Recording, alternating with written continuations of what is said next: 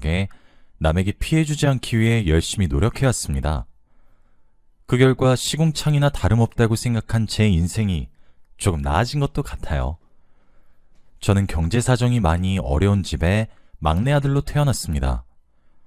이걸 다행이라 해야 할지 모르겠지만 저희 아버지는 가끔 여기 사연에도 나오는 다른 집 아버지처럼 알코올 중독이라거나 가정폭력을 행사한다거나 그러진 않으셨어요.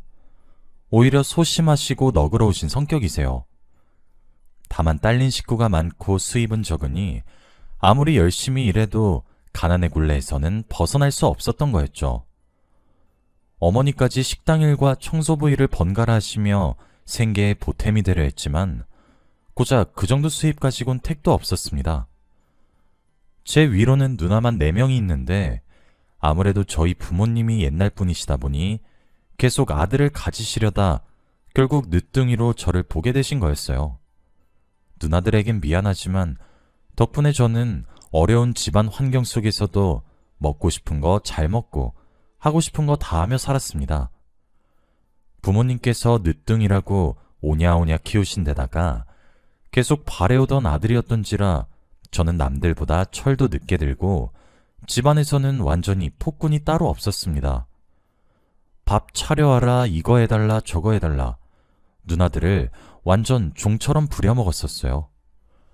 객관적으로 봐도 누나들은 저보다 나이도 많고 집안 사정이 안 좋으니 어떻게든 할 수 있는 범위 내에서 공부도 열심히 하고 아르바이트도 계속해서 집안 살림에 보탬이 되려고 했는데 챙김받는 거에나 익숙했던 저는 완전 반대였습니다.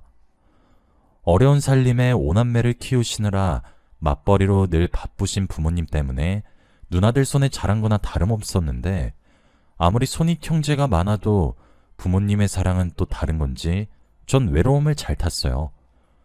누나들이 보살펴줘도 부모님으로부터는 방치되었다는 생각이 강해서 그랬던 것 같습니다.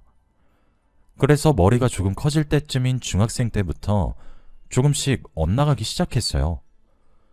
고등학생이 됐을 땐 하라는 공부도 안 했고 그렇다고 딱히 하고 싶은 일이 있는 것도 아니라 시간만 낭비하며 살았습니다.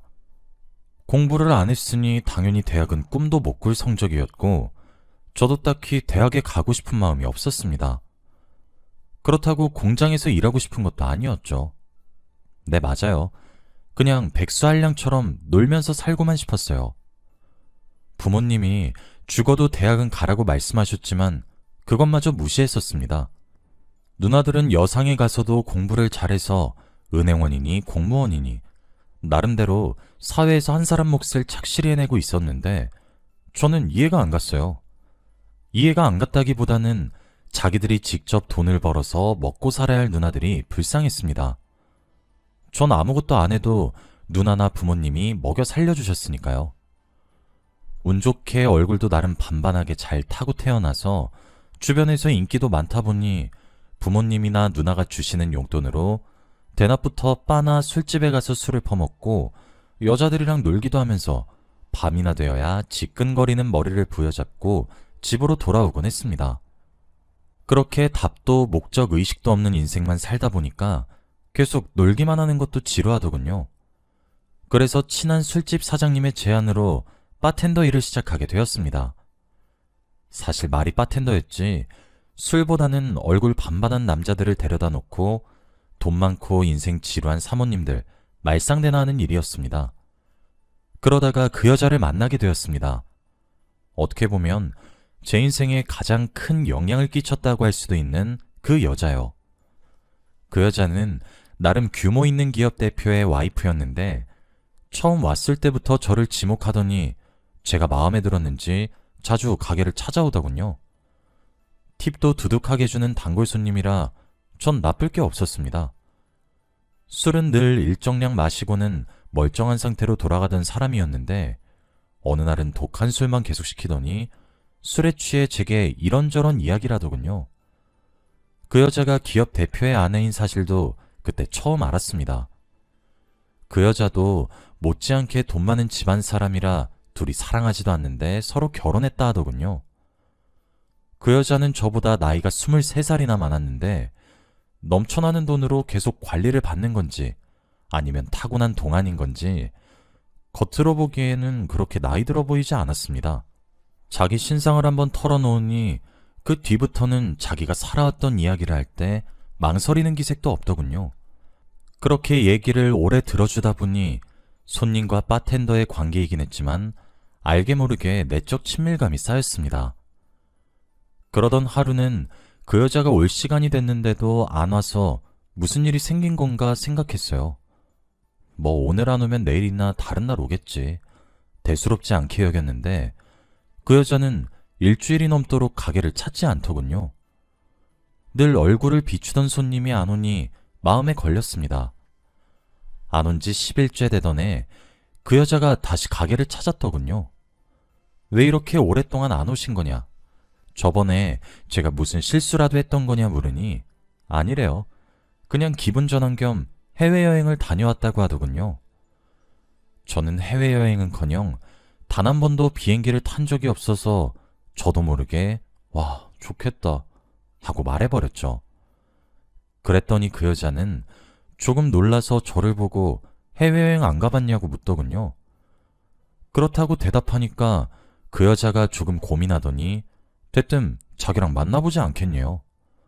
자기랑 만나면 해외여행도 마음껏 시켜줄 수 있고 먹고 싶은 거며 갖고 싶은 것도 다 가질 수 있다고요. 자기도 마침 심심한 데다 자기를 두고 바람 피우는 중인 남편 때문에 자존심 상하고 남편한테 복수하고 싶은 심정인데 잘 됐다면서요. 솔직히 처음엔 당연히 거절해야 한다고 생각했습니다. 그런데 그 여자가 가게를 찾지 않은 며칠간 저도 모르게 그 여자가 언제 올지 계속 기다리고 있었다는 사실을 깨달았습니다. 팁을 많이 주는 단골 손님이어서가 아니라 그건 인간 대 인간의 감정이었어요. 결국 저는 그 여자의 제안을 받아들였고 우습지만 정식으로 그 여자의 내연남이 됐습니다. 당연히 집안에는 전부 비밀로 했습니다. 그 여자는 정말 자기가 말한 대로 해외여행도 보내주고 살 엄두도 못 낼 명품 옷들을 제게 자주 선물했습니다. 겉으로 보기에 주름살도 없고 객관적으로 나쁘지도 않았던 외모였던지라 그 여자의 내연남 역할을 해주던 저는 정말로 그 여자를 사랑하게 되었습니다. 그건 그 여자도 마찬가지였습니다. 제가 누나들 사이에서 보살핌 받으며 자랐다 보니 저를 챙겨주는 연상인 여자의 존재가 익숙해서 어쩌면 이렇게 될 수 있었는지도 모르겠습니다. 그래도 내연남이란 위치가 썩 당당한 것은 아니라 하루는 제가 남편에게 우리 사이가 들키면 곤란하지 않냐 물으니 그 여자는 웃으면서 그럴 일 전혀 없다고 집안끼리 말 맞춰서 결혼한 거지 서로 감정 없고 서로 다른 사람이랑 바람 피우는 것도 각자 터치하지 않기로 약속했었대요. 정략 결혼 후에 서로 감정 없는 것까진 그렇다 치지만 그래도 부부 사이인데 바람 피우는 것까지 터치하지 않는다니 돈 많은 사람들은 사고방식도 남다르구나 생각했었습니다. 어쨌든 저는 그 여자의 내연남으로서 하고 싶은 거, 갖고 싶은 거, 먹고 싶은 거 전부 그 여자 카드로 긁으며 신나게 살아왔습니다. 장장 6년을 그렇게 살아왔습니다. 그동안 그 여자로부터 집도 받고 생활비도 받아왔어요. 부모님이랑 누나들은 네가 무슨 돈이 있고 직업이 있어서 집을 나가겠다는 거냐 의아해하셨지만 다 알아서 하는 방법이 있다고 하곤 부모님 집을 나왔습니다. 남들은 취업 준비다 사회생활이다 뭐다 해서 잔뜩 스트레스 받을 동안 저는 제가 원하던 대로 일도 안 하고 백수한량처럼 남의 카드를 긁고 다니니 마음이 정말 편했습니다. 이게 다 운 좋게 잘 타고난 얼굴덕이란 생각이 들었죠. 인생이 쉬어도 너무 쉬었습니다. 솔직히 부모님 집을 나와서 그 여자가 마련해준 아파트에서 사는 동안 누나들이나 부모님 생각은 거의 나지 않더군요. 오히려 더 이상 가난하지 않아도 된다는 사실이 기뻤습니다. 이제 와서야 돌이켜보니 저도 참 불효자였네요. 그러던 어느 날 평소처럼 그 여자랑 같이 밥을 먹는데 음식을 씹다 말고 표정이 급격히 어두워지더니 갑자기 손바닥으로 입을 틀어막고 자리를 박차고 뛰쳐나가더군요. 무슨 일인가 싶어 따라가 봤지만 여자 화장실로 들어가길래 저는 앞에서 기다릴 수밖에 없었습니다. 화장실을 나온 그 여자에게 괜찮냐 물으니 그냥 속이 좀 안 좋아서 그런 것 같다고 대꾸하더군요. 그래서 그런가 보다 하고 그 일은 그렇게 기억 속에서 잊혀져 가는 듯 했습니다. 그런데 며칠 뒤 그 여자가 다급한 목소리로 제게 임신 소식을 전하더군요. 깜짝 놀랐습니다. 전 내연남 처지라 마냥 기뻐할 수도 없었어요. 어떻게 할 거냐 물으니 그 여자는 기뻐하며 당연히 낳아서 기를 거라 하더군요. 시간이 지나면 배가 나와서 남편에게 들통날 텐데 남편에겐 어떻게 할 거냐 물으니 남편 아이인 것처럼 속이면 그만이래요. 아마도 그 여자는 저와의 사이에서 생긴 아이를 남편 호적에 올릴 생각이었던 것 같습니다. 제게 반갑지만은 않은 생각이었지만 현실적으로 제가 반대할 입장도 못 되고 그때 저는 하나이의 아버지네 먼애하는 것보다는 그냥 이 여자 내연남으로 편하게 살고 싶다는 생각이 더 컸어요. 그래서 그 여자 뜻대로 내버려뒀습니다. 나중에 아이가 보고 싶어지면 그 여자에게 부탁해서 따로 보면 되는 일이니까요. 남편도 어떻게 잘 속아 넘어갔는지 소란 없이 그 여자는 아이 태교에만 집중하더군요. 가끔씩 그 여자가 제 집에 들르는 텀이 길어지긴 했지만 임신 중이니 최대한 조심하려는 건가 보다 싶어서 하염없이 기다렸습니다. 드디어 출산일이 다가오고 그 여자는 15시간이 넘는 진통 끝에 작고 귀여운 딸을 낳았습니다. 물론 저는 그 순간을 함께할 수 없었습니다. 내연남 신분이니 어쩔 수 없다고 생각은 했지만 막상 제 아이가 태어나는 순간도 직접 볼 수 없다 생각하니 어쩐지 억울했습니다. 그때쯤부터 그 여자와 정식으로 결혼하고 싶다는 욕심이 생긴 것 같아요. 집도 따로 있고 이제 아이까지 생겼겠다.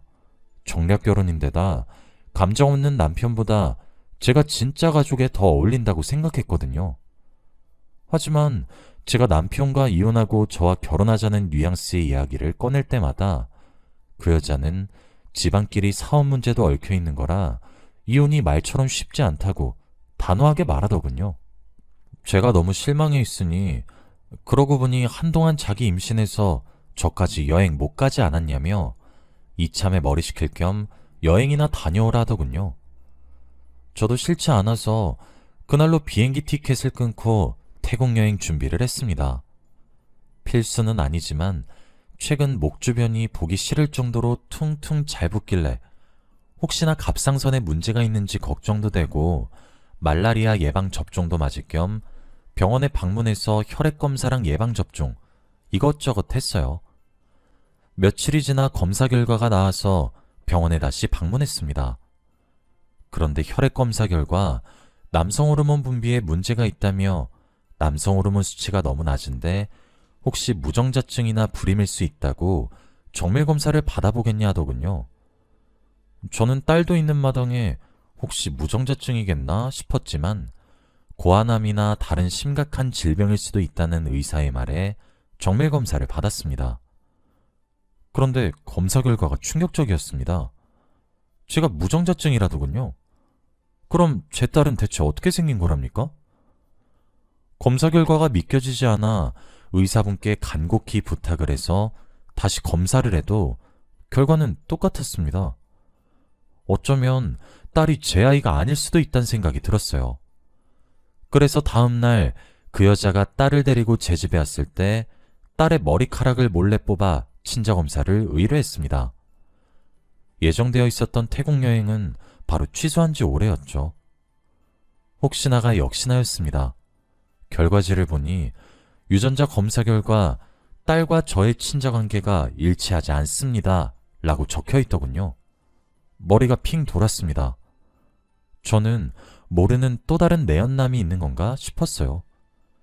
결국 전 사실을 파헤치기 위해 그 여자를 미행하기로 결심했습니다. 마침 저희 집에 들렀다가 얼마 있지도 않고 급한 일이 있다며 가봐야 한다기에 아무렇지 않게 보내고 몰래 뒤를 밟았습니다. 그 여자가 도착한 곳은 자기 남편이 경영자로 있는 회사였습니다. 따로 볼 일이 있어 잠시 들린 건지 아니면 제가 또 다른 내연남을 만나러 간다고 착각한 건지 고민하고 있는데 회사 입구에서 그 여자 남편이 나오더군요.